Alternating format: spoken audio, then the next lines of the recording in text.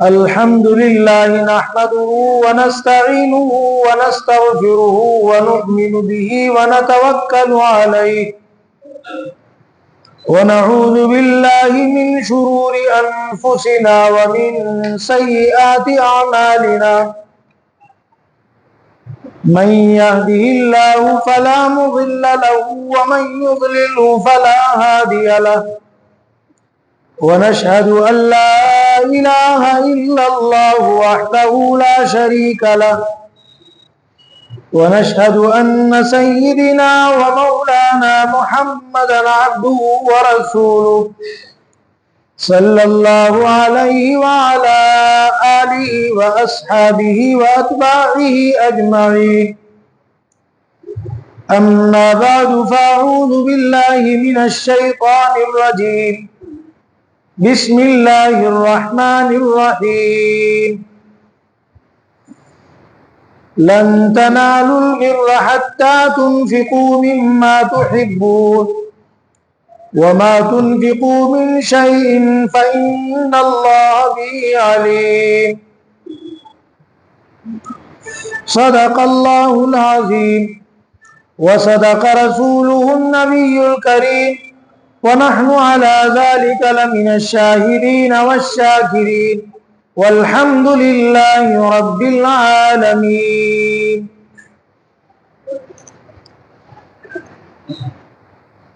محترم حاضرین جمعہ، بزرگوں، عزیز دوستو، میں نے قرآن کریم کی ایک آیت آپ کے سامنے پڑھی۔ اللہ رب العزت نے قرآن کریم کی اس آیت میں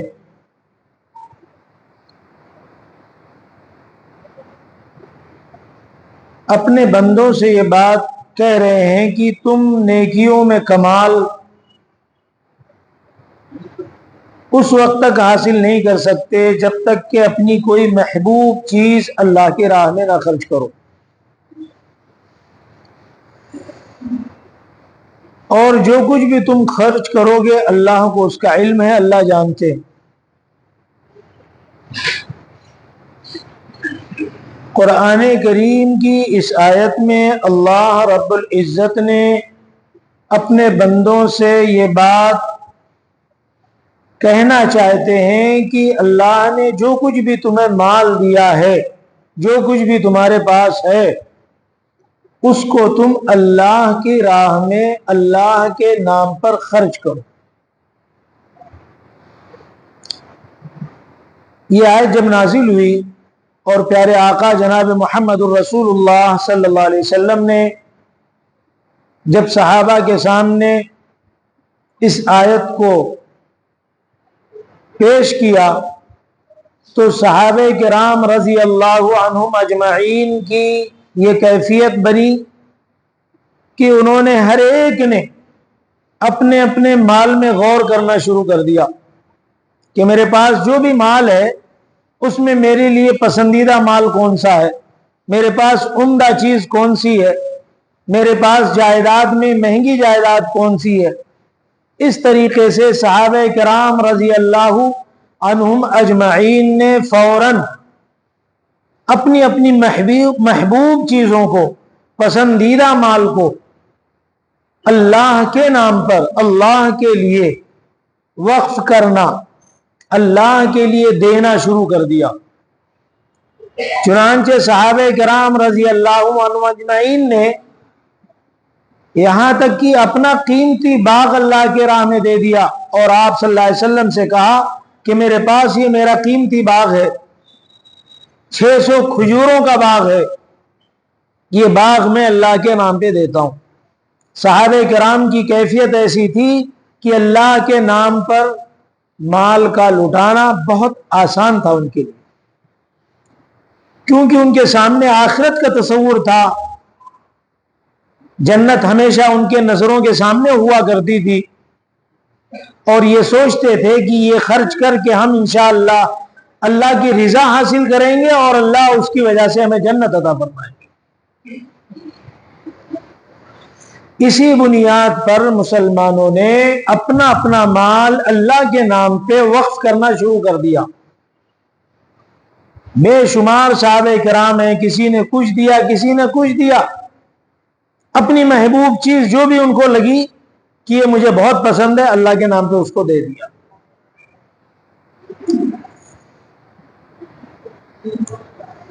پیارے آقا جناب محمد الرسول اللہ صلی اللہ علیہ وسلم بھی فرماتے ہیں کہ اللہ کے راہ میں دینے کی، اللہ کے نام پر صدقہ کرنے کی، اللہ کے نام پر اپنی مال و متاع جائیداد دینے کی بڑی فضیلت ہے۔ اور یوں فرمایا کہ انسان اگر اس دنیا سے چلا جاتا ہے تو سارے اعمال کا خاتمہ ہو جاتا ہے، لیکن 3 عمل ایسے ہیں اس کے کرنے کے کہ مرنے کے بعد بھی اس کا فائدہ، اس کا فیض، اس کا بینیفٹ، اس کا نفع اس کو ملتا رہتا ہے۔ فرمایا کہ ایک باپ اگر اپنی اولاد نیک بنا کر جاتا ہے، ولد صالح یدعو لہ، ایسی اولاد بنا کر گیا کہ جو اولاد نیک ہے، نیکیوں کے راستے پہ چلتی ہے، نیکی کے تمام راستوں پر عمل کی کوشش کرتی ہے، اور والد کا انتقال ہو گیا، ان کے لیے ہاتھ اٹھا کر کبھی دعا کر دیتی ہے۔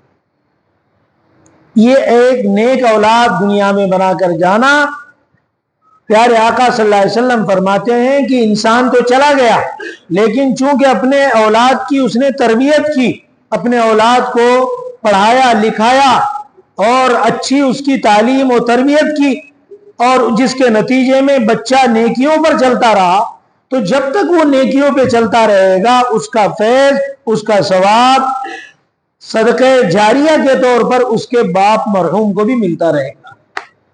اس لیے میرے بھائی، نیک اولاد چھوڑ کر دنیا سے جانا یہ بہت نفع کی چیز ہے۔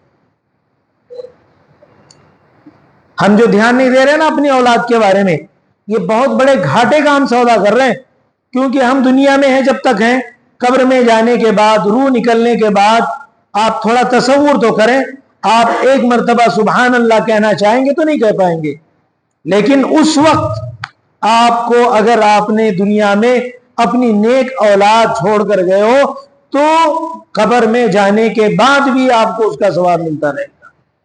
نیک اولاد جب بھی تمہارے لیے ہاتھ اٹھائے گی، دعا کرے گی، جب بھی کوئی نیکی کا کام کرے گی تو انشاءاللہ اس کا نفع آپ کو بھی ملتا رہے گا۔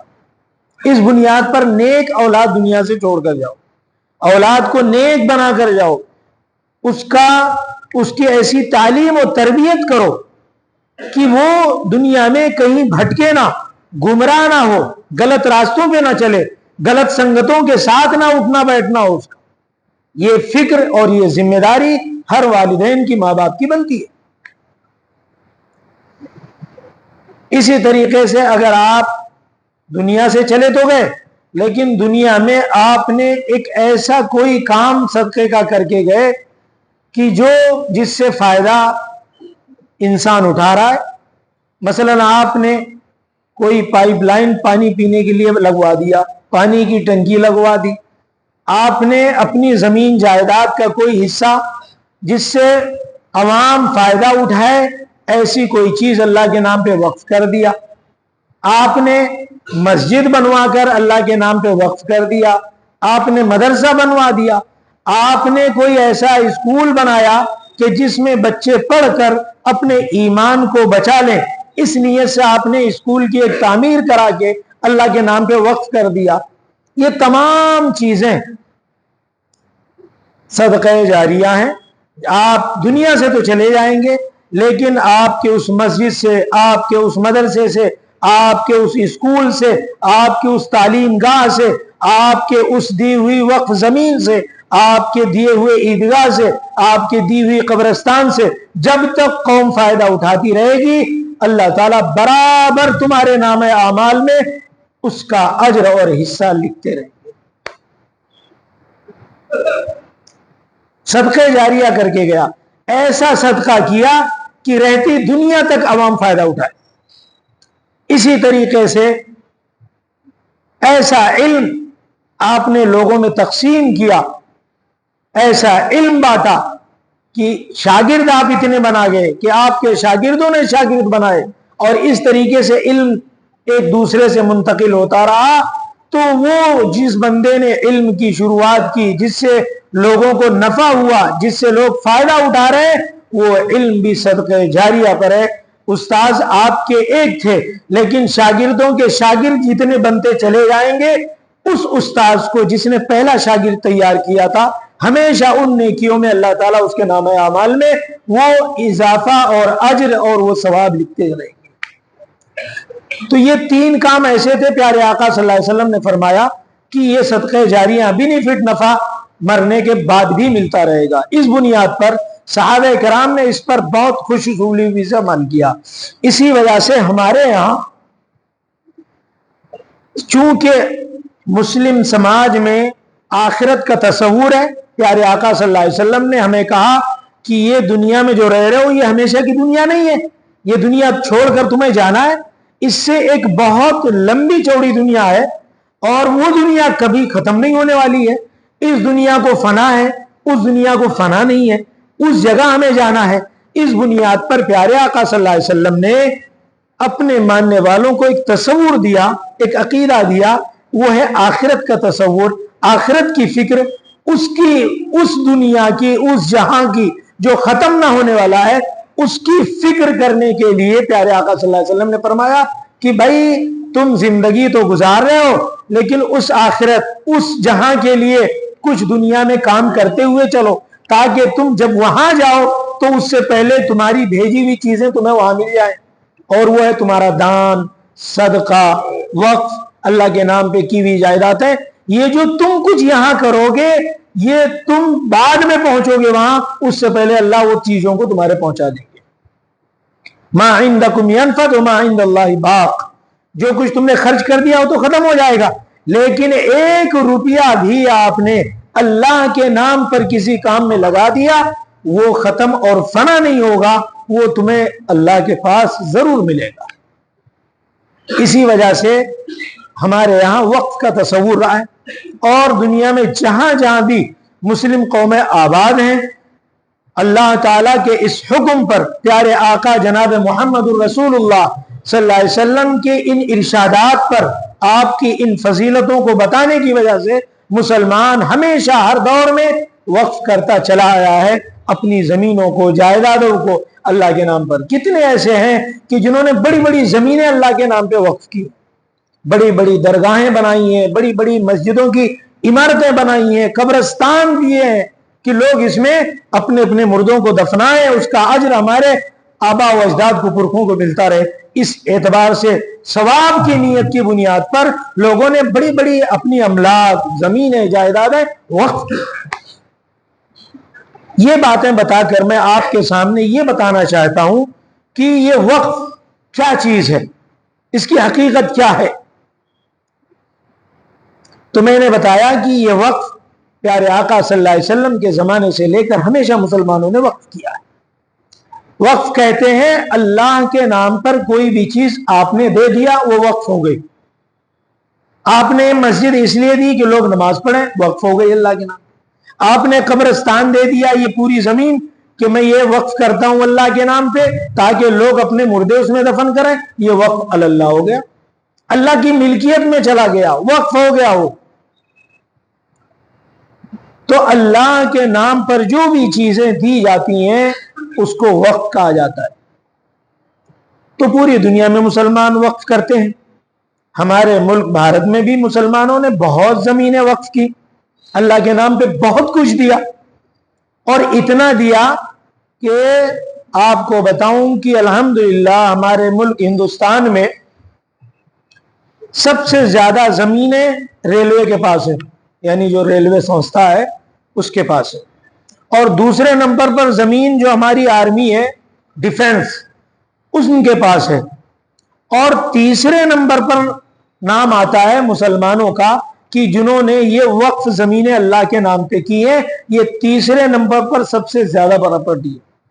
آپ اندازہ کر لو کہ کتنی زمینیں ہماری ہیں جو آبا و اجداد نے، پرکھوں نے اللہ کے نام پر مسلمان قوم کی تعمیر کے لیے، ان کی فلاح کے لیے، ان کے ایجوکیشن سسٹم کو درست کرنے کے لیے، ان کی تعلیم و تربیت کے لیے، ان کی معاشی اور اقتصادی زندگی کو بہتر سے بہتر بنانے کے لیے یہ تمام ہمارے آبا و اجداد نے زمینیں وقف کی تھی.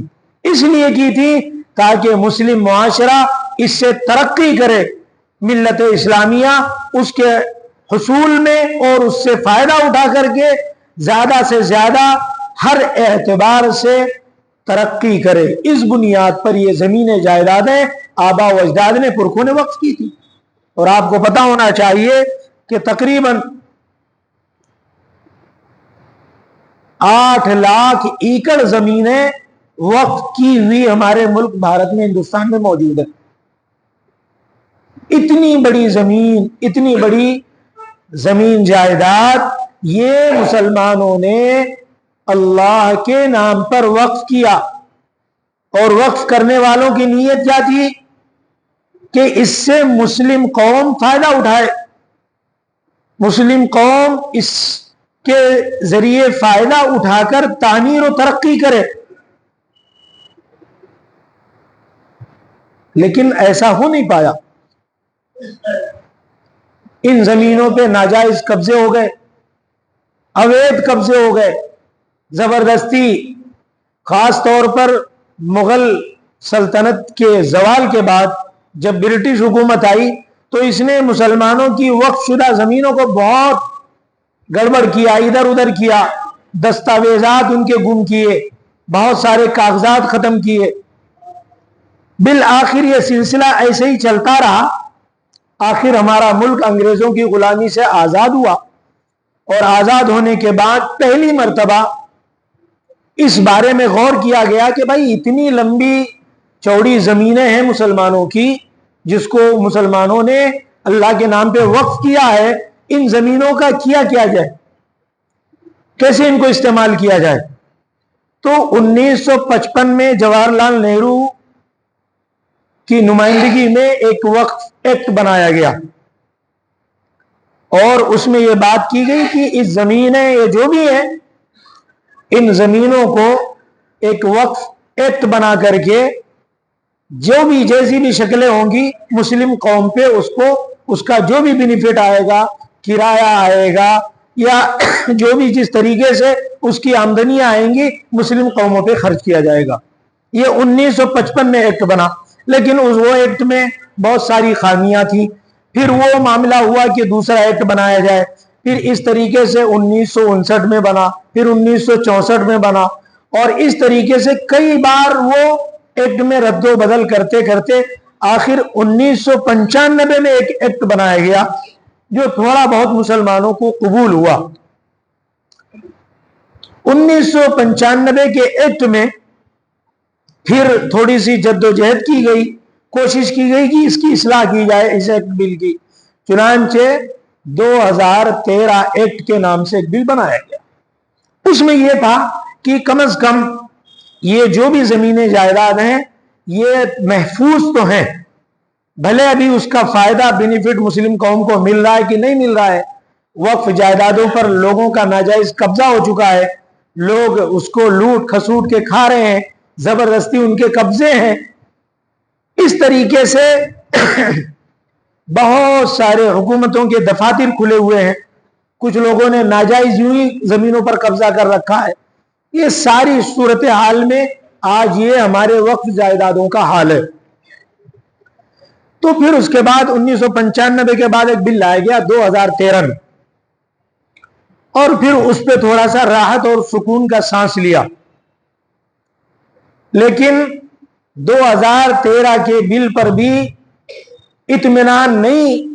اس بنیاد پر اب موجودہ حکومت نے 2024 میں ایک بل پیش کیا،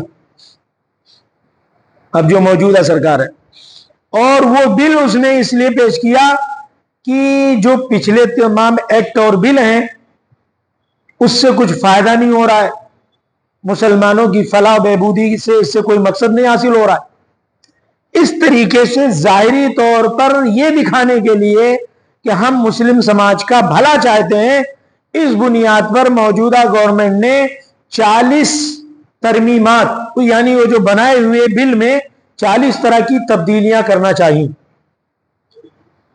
آل انڈیا مسلم پرسنل بورڈ نے، جمعیت علماء نے اور بڑے بڑے ماہرین نے، سپریم کورٹ کے بڑے بڑے وکیلوں نے ان تمام جو 40 گورنمنٹ کے بنائے ہوئے قوانین ہیں اس میں ایک ایک چیز پر غور کیا تو پتا چلا کہ اس میں سے کوئی بھی ایکٹ، کوئی بھی جز ایسا نہیں ہے جو مسلم سماج کے فلاح کے لیے ہو، بلکہ اس میں نیت کچھ گڑبڑ ہے، اور نیت یہی گڑبڑ ہے کہ موجودہ حکومت مسلمانوں کی وقف شدہ زمینوں کو ہڑپنا چاہتی ہے۔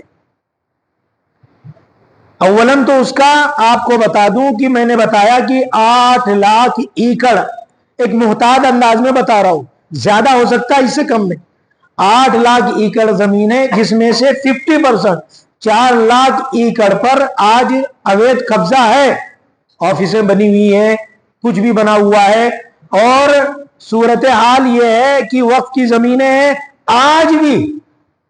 دلی میں آپ چل کے دیکھ لو، ہریانہ پنجاب میں دیکھ لو، سب سے زیادہ اسٹیٹ وقف املاک کی تلنگانہ میں 77 ایکڑ ہے، لیکن ان پر قبضے ایسے ہیں کہ 50% قبضہ ہے، صرف 4 لاکھ ایکڑ ایسی بچی ہیں زمینیں کہ یا تو وہ ایسی پڑی ہوئی ہیں سنسان، اور یا پھر یہ کہ تھوڑا بہت ان کی دیکھ بھال ہو رہی ہے، فائدہ مسلم سماج کو کچھ بھی نہیں مل پایا۔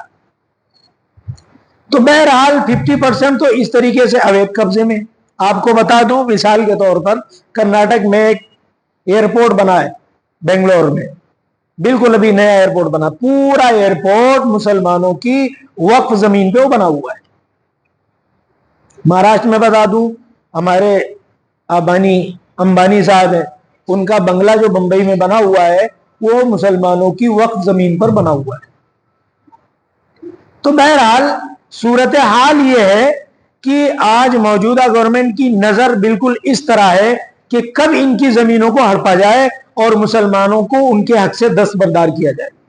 اس لیے وہ 40 طرح کی ترمیمات لا کر کے انہوں نے 2024 میں پارلیمنٹ میں یہ بل پیش کیا تھا، لیکن الحمدللہ اپوزیشن نے بہت کھل کر مخالفت کی، سب نے اس میں اپنی خلاف میں رائے دی، جس کی بنیاد پر موجودہ گورنمنٹ نے ایک دوسری چال چلی اور کہا کہ اچھا ٹھیک ہے، اب اس پہ بحث نہیں کریں گے۔ اس کے لیے انہوں نے ایک JPC جوائنٹ پارلیمانی کمیٹی بنا کر کے کہہ دیا کہ اب یہ معاملے کو وہ دیکھے گی۔ اب JPC کمیٹی جو بنائی گئی، اس JPC کمیٹی نے مسلم تمام NGO سے، مسلم تنظیموں سے، جتنے بھی فاؤنڈیشن ہیں ان سے، اور جو بھی سوشل یا سماجی جو بھی کارکن ہیں ان سب سے، مسلمانوں سے رائے مانگی ہے کہ تمہاری ان زمینوں کے بارے میں ہم 40 اس طرح کے ایکٹ بنا رہے ہیں اور وہ بل لاگو کرنا چاہتے ہیں، آپ کی کیا رائے؟ اس میں سے 2-3 میں مثال کے طور پر آپ کو بتاؤں گا تاکہ آپ سمجھ جائیں کہ اس بل کا مقصد کیا ہے۔ حالانکہ وہ بظاہر میں ہمارے مسلمانوں میں غدار بہت سارے ہیں، آج چینلوں پہ وہ آ رہے ہیں، وہ ان کی داڑھیاں ماشاءاللہ آپ دیکھ کے سوچو گے بھائی بہت پکا سچا مسلمان ہے، لیکن میر جعفر، میر صادق ہر دور میں رہتے ہیں، ایسے قوم کے غدار لوگ۔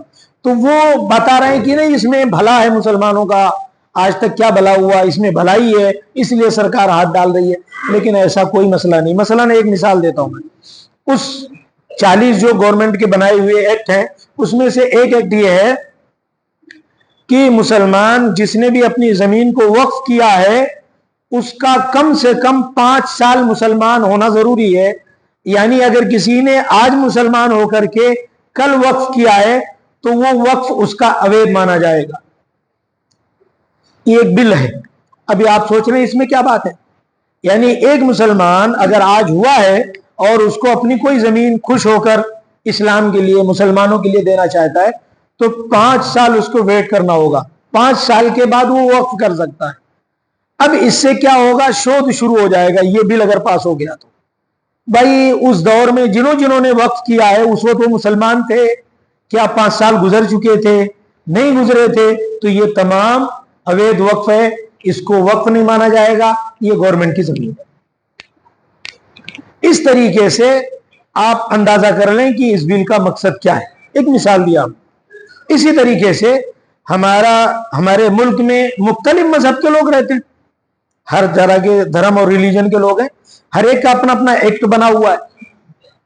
اب یہ مجھے بتاؤ کہ اس مسلم وقف ایکٹ میں یہ لانا چاہتے ہیں کہ اس کے سدس مسلم بھی ہوں گے اور کم از کم 2 سدس، 2 ممبر نان مسلم بھی ہوں گے، جبکہ آپ کسی مندر کے سدس آپ نہیں بن سکتے۔ کیوں بنیں گے آپ؟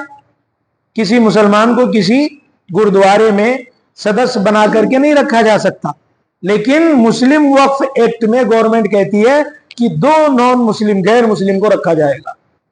یہ مطلب کیسی زبردستی کی بات ہے۔ مثلا آپ مسجد میں ٹرسٹی ہیں تو 7 ٹرسٹی مسلم، 2 ٹرسٹی غیر مسلم کو بھی آپ کو رکھنا پڑے گا۔ اب اس سے آپ اندازہ لگا لو کہ مقصد کیا ہوگا۔ اسی طریقے سے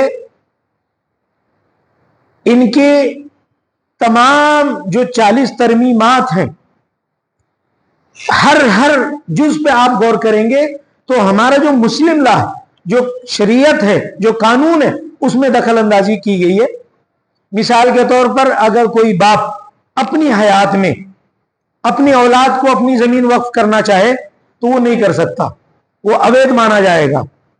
وہ گورنمنٹ فیصلہ کرے گی کہ باپ اپنی اولاد کو زمین وقف کر سکتا ہے کہ نہیں کر سکتا ہے۔ یہ 2-3 میں نے مثالیں آپ کو دی ہیں، اب 40 کتنی باتیں بتاؤں کم وقت میں، بس اتنا آپ سمجھ لو کہ وہ 40 کے 40 جو بل لایا گیا ہے مسلم وقف ایکٹ میں، وہ تمام کے تمام ہمارے جو دانشور لوگ ہیں، وکیل لوگ ہیں، اور آل انڈیا مسلم پرسنل لا بورڈ میں جو لوگ ہیں، جمعیت علماء ہند میں جو لوگ ہیں، سب نے اس پورے 40 کے 40 کو ریجیکٹ کیا ہے، کہا ہمیں یہ منظور نہیں ہے۔ اب جے پی سی جو کمیٹی بنائی گئی ہے، جوائنٹ پارلیمانی کمیٹی، اس کمیٹی نے ہم سب سے رائے مانگا ہے کہ بھائی آپ رائے دو آپ لوگ۔ تو وکیل حضرات کا کہنا ہے کہ 20 کروڑ مسلمان قوم کی آبادی میں سے اگر 50 لاکھ لوگ بھی اس بل کو ریجیکٹ کریں گے تو یہ بل ریجیکٹ ہو جائے گا، پاس نہیں ہوگا قانونی اعتبار سے۔ اس بنیاد پر اب ہمارے لیے یہ بات لازمی ہے۔ اب ہمیں عزیز دوستو، آج جو بھی ملک میں حالات پیدا ہوں گے، ان حالات کا سامنا کرنے کے لیے ذہنی طور پر، عملی طور پر ہمیشہ تیار رہنا ہوگا، کیونکہ پیارے آقا صلی اللہ علیہ وسلم نے یہ ارشاد فرمایا کہ ایک مومن کو ایک سوراخ سے 2 بار ڈسا نہیں جا سکتا۔ بتانے کا مقصد یہ ہے کہ جو سچا پکا مسلمان ہوگا وہ ایک ہی بار دھوکہ کھائے گا، دوبارہ دھوکہ نہیں کھا سکتا۔ موجودہ گورنمنٹ یہ ہمیشہ ہم کو ہرے بھرے خواب دکھا کر کے، ہماری بھلائی کی باتیں کر کے ہماری جڑوں کو کاٹ رہی ہے، اس کا کام کر رہی ہے۔ اس بنیاد پر اس وقف ایکٹ کو جو ابھی جوائنٹ پارلیمان کمیٹی نے ہم سے رائے مانگی ہے، ہم سب کی مسلمان ہونے کے ناطے ملی مذہبی فریضہ اور ذمہ داری ہے کہ ہم اس بل کو ریجیکٹ کرنے کے لیے اپنی اپنی رائے دیں۔ ایک بات بتاؤ کہ ہم تو کچھ کر نہیں سکے، کم سے کم ہمارے آبا و اجداد نے، پرکھوں نے جو زمینیں اللہ کے نام پہ مسلمانوں کے فائدے کے لیے، مسلمانوں کی ترقی کے لیے دی تھی، اس کو بچا بھی نہیں پا رہے ہیں۔ تو ہم کائے کہ مسلمان، اور کیا ہمارا ضمیر، اور کس طرح ہم زندہ قوم ہیں۔ اس بنیاد پر مسلمانوں سنجیدگی سے ان باتوں پہ غور کرو۔ یہ حالات ہمارے ملک میں اس طرح پیدا کیے جا رہے ہیں، نفرتوں کی دیواریں جگہ جگہ کھڑی کی جا رہی ہیں، اور یہ حالات پیدا کر کے اس ملک کے اندر سمجھ لیجئے کہ فرقہ پرستی کی ایک آگ لگا دینا چاہتے۔ لیکن الحمدللہ ہمارے ملک میں صرف مسلمان ہی نہیں، آپ کو بہت بڑی سنکھیا میں ہمارے برادر وطن ہندو بھائی بھی ایسے مل جائیں گے جو ہمارے ساتھ ہیں، شانہ بشانہ کھڑے ہیں۔ سکھ ایسے کتنے مل جائیں گے ہمارے سکھ بھائی بھی کہ جو ہمارے ساتھ کھڑے ہیں اور وہ آواز اٹھا رہے ہیں، کہہ رہے ہیں کہ یہ غلط ہے، یہ مسلم سماج پر انیائے ہے۔ اور مسلم قوم بہت آرام کی نیند سو رہا ہے، میٹھی نیند سو رہا ہے کہ کچھ نہیں ہے۔ ہم کیا سوچتے ہیں، ارے ہو جائے گا تو بل پاس ہو جائے گا تو ہو جائے گا، ہمارا کیا ہوگا۔ آج ہماری سوچ ایسی بن رہی ہے، بل پاس ہو جائے گا تو کیا ہو جائے گا۔ میں آپ کو بتا دینا چاہتا ہوں، کان کھول کر سن لو، یہ اس احساس اور ذمہ داری کو سمجھو، یہ صرف بل ہی پاس نہیں ہوگا، اس بل کے پاس ہونے کے بعد میں آپ یہ سوچ رہے ہو کہ ہم بہت آسانی سے اذان دے لیں گے، ہم بہت آسانی سے اپنی مسجد میں ٹرسٹی بنے بیٹھے رہیں گے، ہم بہت آسانی سے اپنی عیدگاہ کو سنبھال لیں گے، ہم بہت آسانی سے اپنے قبرستان کی حفاظت کر لیں گے۔ کچھ بھی آپ نہیں کر پاؤ گے۔ وہ جب چاہیں گے جب آپ کی مسجد کو تالا لگائیں گے اور کہیں گے کہ اس مسجد میں آپ نماز نہیں پڑھ سکتے، آپ وہ کہہ دیں گے یہاں مردے آپ دفن نہیں کر سکتے، وہ کہہ دیں گے اس عیدگاہ میں آپ کو نماز نہیں پڑھنا ہے۔ آپ کیا کیا کر لو گے؟ اس بنیاد پر ہوش کے ناخن مسلمانوں کو لینا چاہیے، اور مسلمان صرف اپنے اپنوں میں تفرقوں میں بٹا ہوا ہے، اور ہر ایک دوسرے کی بس کھال کھینچنے میں لگا ہوا ہے۔ یہ نہیں سوچ رہا حالات ملک کے کیا ہیں، شانہ بشانہ مل کر ایک مضبوط قوم بن کر کے پیارے آقا صلی اللہ علیہ وسلم جب اس امت کو اس دنیا سے چھوڑ کر رخصت ہوئے ہیں تو ایک مضبوط امت بنا کر گئے تھے، آپ بنیان مرصوص ایک ایسی دیوار بنا کر گئے تھے کہ جس دیوار میں کوئی سوراخ نہیں تھا۔ اسی لیے تو خلفائے راشدین نے اس دنیا سے آدھی سے زیادہ دنیا پر حکومت کی، اسلام کو پھیلایا، کیونکہ وہ شانہ بشانہ مل کر بڑھ رہے تھے۔ آج ہمارا حال یہ ہے کہ اگر ایک محلہ ہے تو اس محلے میں نا اتفاقی، گھر میں نا اتفاقی، ٹرسٹیوں میں نا اتفاقی۔ ویڈیو ایسے آ رہے ہیں کہ مسجد میں 2 گٹوں میں لاٹھی سے مار، ابھی دو دن کا ویڈیو ہے، مار پیٹ ہو رہی ہے 2 گٹوں میں۔ تو کیا ہے؟ یہ سب قیامت کے آثار ہیں، یہ نشانیاں ہیں، ان کو ختم کرنا ہوگا، اتفاق پیدا کرنا ہوگا، اتحاد کے ساتھ آگے بڑھنا ہوگا، ایک دوسرے کی کمی کوتاہیوں کو درگزر کر کے اس پر اپنی آنکھیں بند کر کے محبت کے ساتھ آگے بڑھنا ہوگا، تب ہم آنے والے حالات کا، خطرات کا مقابلہ کر سکیں گے۔ میرے عزیز دوستوں، موجودہ حالات بہت خطرناک ہمارے ملک میں، اس لیے ہمیں ضرورت ہے کہ ہم بہت بالکل ہوشیاری کے ساتھ میں، بالکل غفلت ختم کر کے مستعدی کے ساتھ میں اپنے آپ کو تیار رکھنا ہوگا۔ تو اب ایک بل یہ لایا جا رہا ہے، جے پی سی جوائنٹ پارلیمانی کمیٹی آپ سے رائے مانگ رہی ہے کہ بھائی مسلمانوں رائے دو، کیا کرنا ہے آپ کے اس 40 بنائے ہوئے نئے بل کو، اس میں ڈالنا ہے نہیں ڈالنا۔ اب مجھے بتاؤ آپ کی رائے کیا ہوگی؟ ہمارے بزرگوں نے، جمعیت علماء نے، مسلم پرسنل لا بورڈ نے، سب نے کہا ریجیکٹ، ہم ریجیکٹ کرتے ہیں، بالکل کوئی اس میں کا ہم کو پسند نہیں ہے، 40 کے 40 ختم کرو۔ جو ہمارا 2013 کا بنا ہوا وقف ایکٹ ہے اسی پہ ہم کو تسلی ہے۔ آپ لوگوں کی کیا رائے؟ ریجیکٹ کرنا چاہیے کہ نہیں کرنا چاہیے؟ اس بنیاد پر جے پی سی نے رائے مانگی ہے، اور رائے کیسے مانگی ہے کہ آپ لوگ رائے دو۔ اب رائے ہم کیسے دیں گے؟ تو ہمارے میں سے ہر ایک فرد کی، ہر مسلمان کی اپنے اپنے گھر کو سنبھالیں، اپنی رائے، اور ہمارے گھر میں جو ہماری ماں بہنیں سوشل میڈیا بہت سی عورتیں چلا رہی ہیں، تو ان ماں بہنوں سے بھی کہیں کہ ہر ایک QR کوڈ لگا ہوا ہے، مسلم پرسنل لا بورڈ کا بھی الحمدللہ ہم نے مسجد میں بھی دیکھیے لگوایا، تو یہ QR کوڈ کو اسکین کرنا ہے۔ جیسے آپ اسکین کریں گے مسلم پرسنل لا بورڈ کا ویب سائٹ آپ کے سامنے آ جائے گا، جی میل اوپن کرنا اور سینڈ کر دینا ہے، بس بہت آسان کام بنایا گیا ہے آپ کے لیے۔ لیکن آپ کریں، وکیلوں کا کہنا ہے سپریم کورٹ کے کہ 20 کروڑ میں سے اگر 50 لاکھ مسلمانوں نے صرف اس کو ریجیکٹ کر دیا تو سمجھ لو کہ یہ بل پاس نہیں ہو سکے گا۔ تو 20 کروڑ میں سے 50 لاکھ بہت آسان بات ہے۔ تو اس لیے کم سے کم یہاں جتنے لوگ بیٹھے ہوئے ہیں قصاب مسجد میں، ان سے میری عاجزانہ درد مندانہ اپیل ہے کہ ان چیزوں کو ایسے ہی سمجھ کر کے نہ درگزر کریں۔ یہ مسلمانوں کے بڑے بڑے مسائل ہیں اور اس سے وابستہ ہیں، کہیں ایسا نہ ہو کہ کل ہمیں نماز سے بھی روک دیا جائے۔ آج ہم باہر نماز پڑھنا چاہیں تو ایک ویڈیو بنا کے کوئی بھی ڈال دیتا ہے، پولیس آتی ہے، انکوائری کرتی ہے، پکڑ کے لے جاتی ہے۔ کیوں؟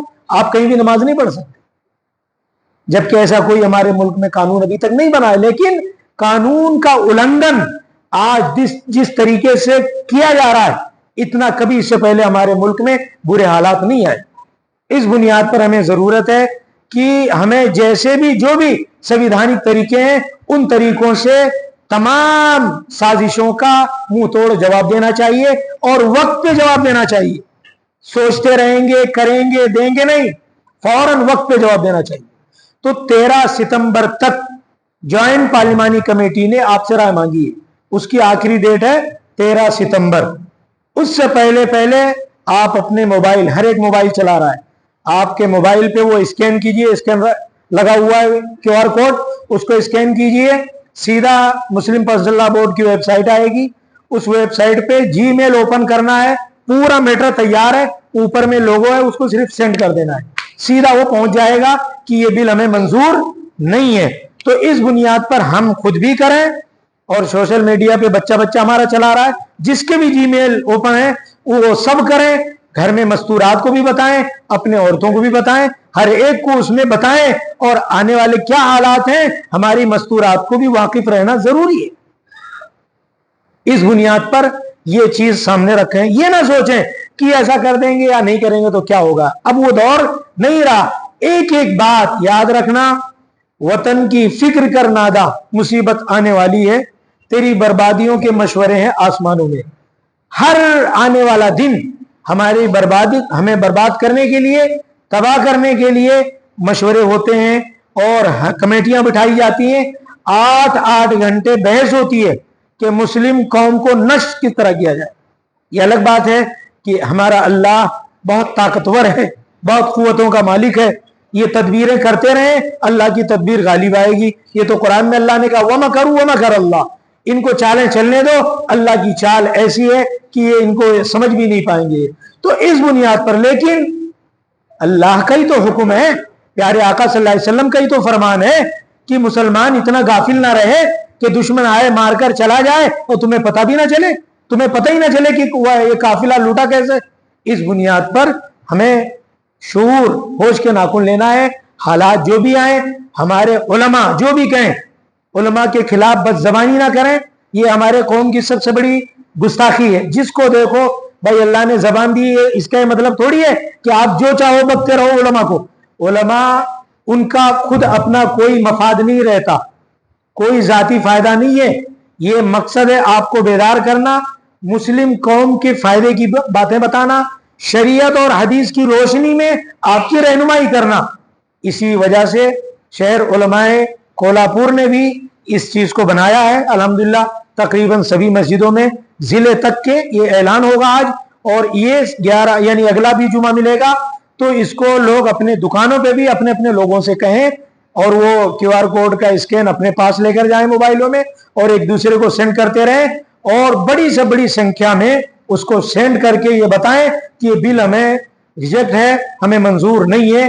اس سے انشاءاللہ جس طریقے سے سنسد میں جب بحث ہو رہی تھی، مسلمانوں نے لوک سبھا الیکشن میں تھوڑی سی ہوشیاری دکھائی، تھوڑی سی ہوشیاری، ابھی مکمل ہم نے نہیں دکھایا، ہم نے 10% دکھایا.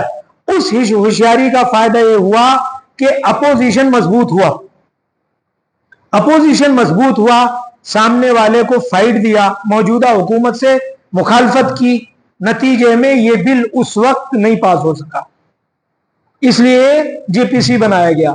تو اسی طریقے سے اب عزیز دوستو مسلمان کو راجکارنی بننا پڑے گا. ہم یہ نہ سوچیں ہمارا سیاست سے کیا تعلق، راجنیتی سے کیا تعلق. راجنیتی گندی نہیں ہے، یہ گندے لوگوں نے اسے گندا بنایا، لیکن اب اچھے لوگوں کا کام ہے کہ اس کو صاف کیا جائے. ہر مسلمان سیاسی شعور پیدا کرے.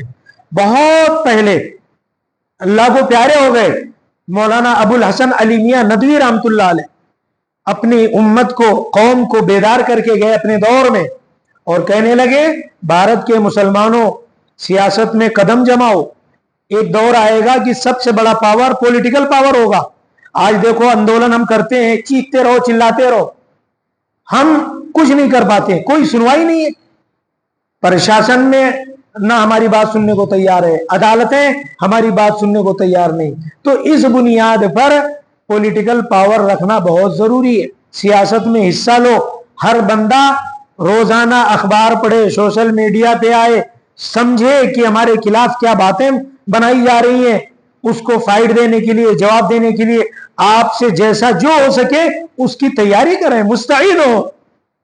لکھنے والا لکھے, بولنے والا بولے, تعاون کرنے والا تعاون کرے. یہ سب چیزیں مسلم قوم کو زندہ رکھنے کے لیے لازمی اور ضروری. ہماری قوم کی سب سے بڑی بیماری جانتے ہو کیا ہے؟ فلاں بول رہا ہے نا, چھوڑو اس کا مجھے معلوم.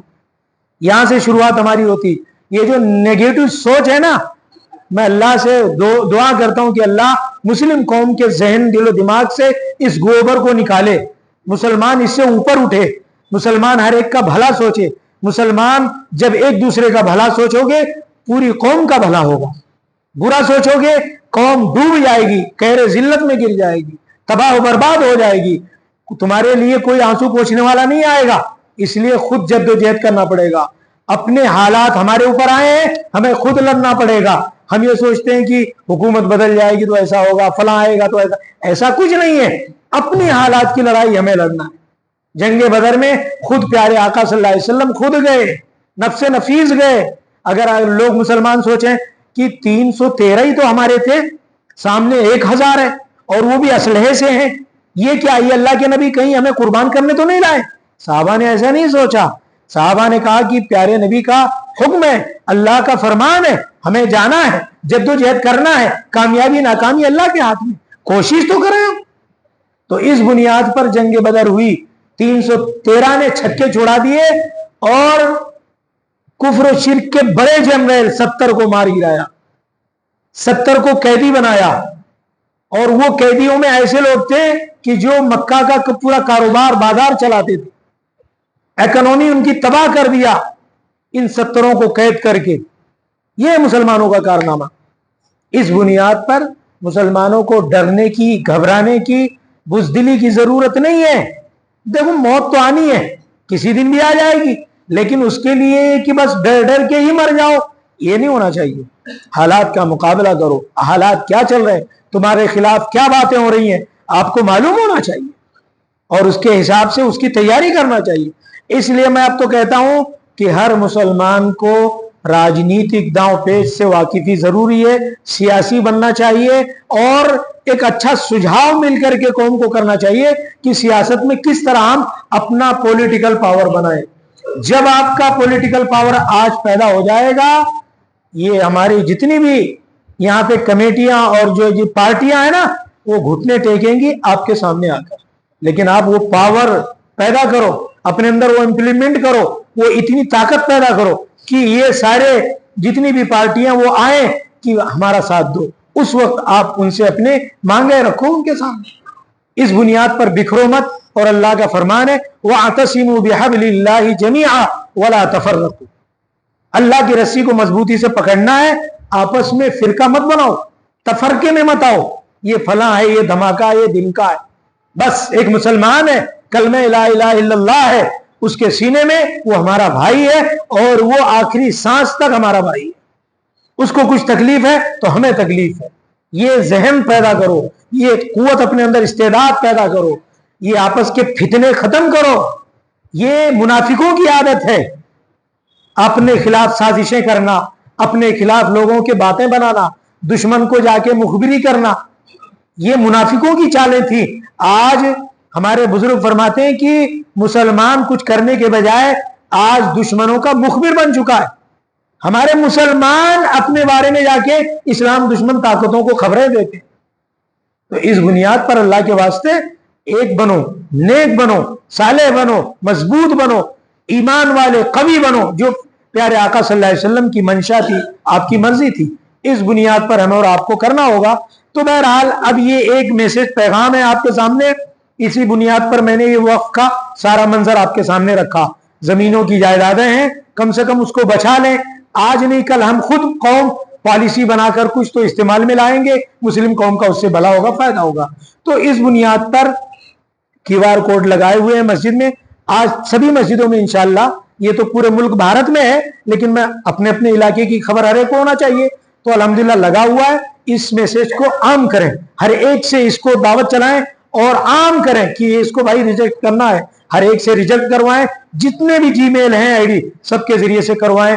جو NGOs چلاتے ہیں, جو فاؤنڈیشن ہیں جن کے پاس, ہر ایک اپنی اپنی ذمہ داری ہے، لیٹروں کے ذریعے سے، جی میل آئی ڈی کے ذریعے سے، جو بھی طریقہ ہے ہر طریقے کو اپنا کر اس بل کو ریجیکٹ کرنا ہے، اور ریجیکٹ کر کے اللہ سے دعا کرنا ہے کہ اے اللہ یہ مسلمانوں کے خلاف بل ہے اور موجودہ گورنمنٹ کی نگاہیں ہمارے بارے میں ٹھیک نہیں ہے، یہ مسلم قوم کو تباہ کرنا چاہتے ہیں، لیکن اگر اللہ نے نہیں چاہا تو ایسے ہزار دشمن اسلام کے آ جائیں، انشاءاللہ مسلمانوں کو کچھ نہیں بگاڑ سکیں گے۔ لیکن دونوں چیزیں ہمارے کو مضبوط ہونا چاہیے، سیاسی شعور، سیاسی بیداری اور اللہ سے مضبوط رشتہ، یہ دونوں چیزیں اگر ہو گئی کسی سے میں دنیا سے گھبرانے کی ضرورت نہیں۔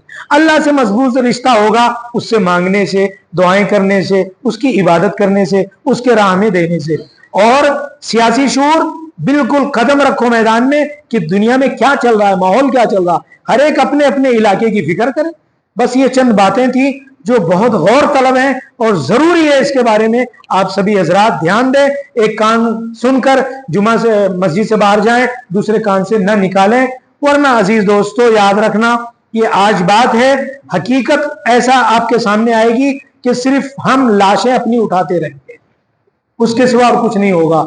ہم مردہ قوم بن چکے ہیں، زندہ قوم بننے کی ضرورت ہے۔ اللہ تعالی ہم سبوں کو عمل کی توفیق عطا فرمائے۔